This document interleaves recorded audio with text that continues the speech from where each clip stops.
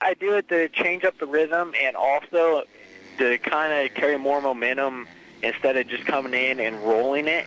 Because if you just come up to it and roll it instead of manual and you go a little bit slower, you can carry more momentum, manual it, and it sets you up better for the jump too. Like if the jump's kind of a little bit taller, it's kind of hard to do it. Like that one was kind of small, so it's a lot easier. One of the things that you do not want to do when you're doing it is you don't want to pull up too far. Like you don't want to wheelie really high up to it. If you wheelie up too high, it's going to kind of kick you. So you just want to have your front wheel just high enough to get over the bump. And that way so it kind of sets down on the backside. And just kind of soak it up with your legs. And as you soak it up with your legs, put the front end down and gas it down the backside.